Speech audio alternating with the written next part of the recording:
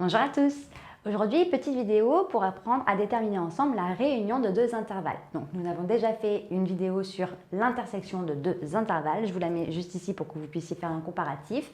Et ici, nous avons du coup la possibilité de voir exactement la différence entre l'union et inter, puisque du coup, nous allons traiter avec exactement les mêmes valeurs des intervalles qui sont sur la vidéo de l'intersection. Donc, au moins, vous aurez exactement les deux cas, union et inter. Donc comme pour la précédente vidéo, nous allons faire du coup un intervalle I et l'intervalle J à chaque fois, qui a du coup à chaque fois la même couleur, et nous allons tracer les intervalles I et J à chaque fois sur les trois cas avec les couleurs différentes pour que vous puissiez du coup bien faire la distinction et bien comprendre visuellement le fonctionnement. Donc là, nous avons l'intervalle I, donc du coup de valeur moins 2, 3. Donc moins 2 se situe ici et 3 va se situer ici. Et du coup, moins 2 est compris et 3 est compris aussi. Donc, l'intervalle I, ce sont toutes les valeurs qui sont comprises entre ces deux nombres, moins 2 compris et 3 compris également. Pour l'intervalle J, je me situe donc moins 1 est plus grand que moins 2 et 5 est également plus grand que 3. Donc là, nous sommes ici. Moins 1 est compris, 5 est compris également. Et du coup, l'intervalle J, ce sont toutes les valeurs comprises entre moins 1 et 5 inclus. Et bien, maintenant, nous allons déterminer l'union de ces deux intervalles. Donc, I union J. Donc, en gros, déjà, pour commencer, qu'est-ce que ça signifie? Eh bien, I union J, ça va être, du coup, comme si on vous disait, bon, ben, quelles sont absolument toutes les valeurs qui sont comprises soit dans un intervalle, soit dans l'autre. Donc, en gros, quelles sont toutes les valeurs qui sont colorées sur cet intervalle.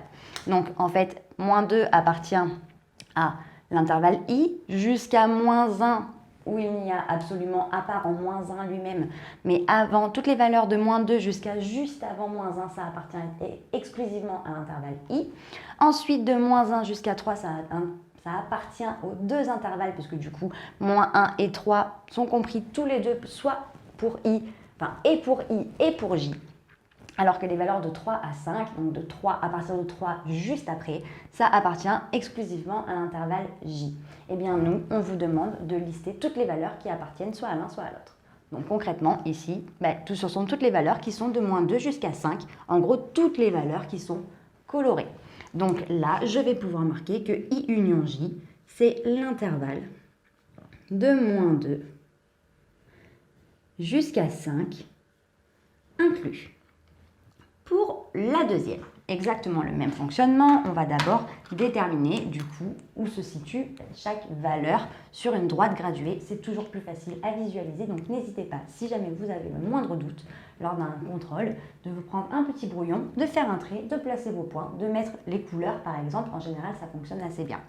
Donc par exemple, là je vais mettre moins 4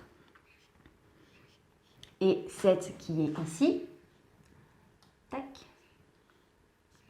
Donc, de moins 4 jusqu'à 7 inclus. Et, hop. Et ensuite, on va mettre du coup de moins 3. Donc, moins 3 qui est ici. Et 2 qui va être, on va marquer ici. Vous ne m'en voudrez pas. Hop, donc de moins 3 jusqu'à 2, et du coup, ce sont toutes les valeurs qui sont à l'intérieur, donc toutes ces valeurs-là, en gros. Hop.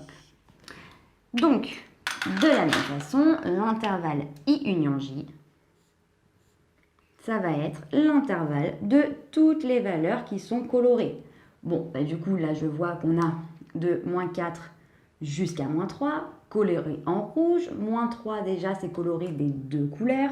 De moins 3 jusqu'à 2, des deux couleurs aussi. Et de 2 jusqu'à 7, exclusivement de la rouge également.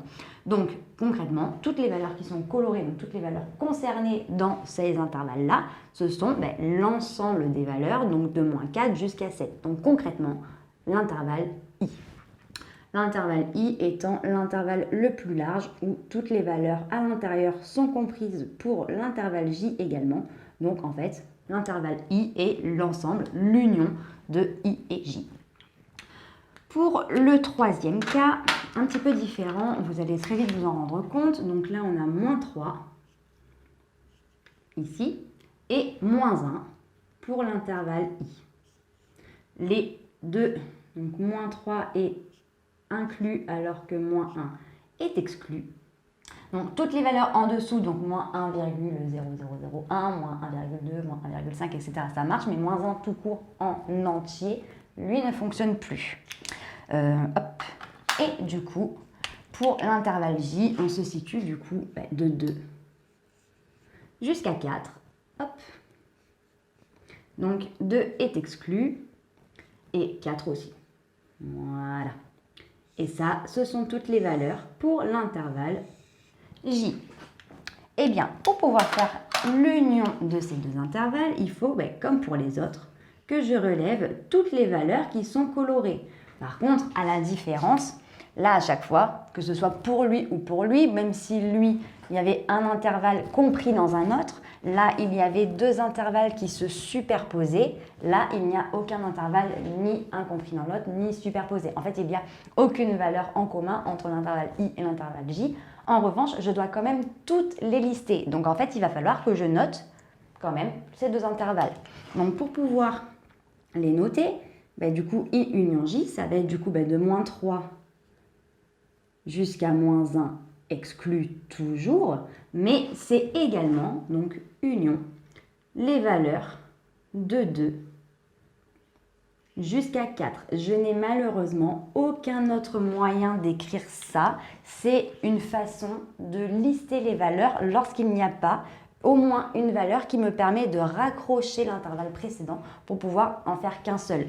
Là, vous voyez, là, en fait, à partir de moins 1, les deux sont communes, tout ça c'est en commun, mais il n'y aurait qu'une seule valeur en commun, que du coup j'aurais eu quelque chose pour me raccrocher, pour dire c'est dans la continuité. En fait, il n'y a pas de trou, il n'y a pas de valeur en fait qui saute à l'intérieur, alors que là, il y a quand même toutes les valeurs de moins 1 à 2 qui ne sont pas concernées. Je ne peux donc pas dire que ça marche de moins 1 jusqu'à 2. Donc en fait, je suis obligée de les exclure. Donc je marque l'intervalle i, union, l'intervalle j, et ça fonctionne directement comme ça.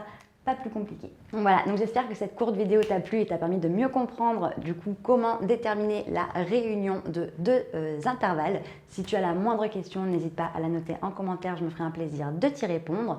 Pour nous rejoindre sur YouTube, si ce n'est pas déjà fait, il suffit d'activer la petite cloche, et sur les réseaux sociaux, nous sommes sur Facebook, Instagram et sur Snapchat et Internet. On te met tout en barre d'infos pour que tu ne rates aucune information. Et d'ici une très prochaine vidéo, je te dis à très bientôt. Salut!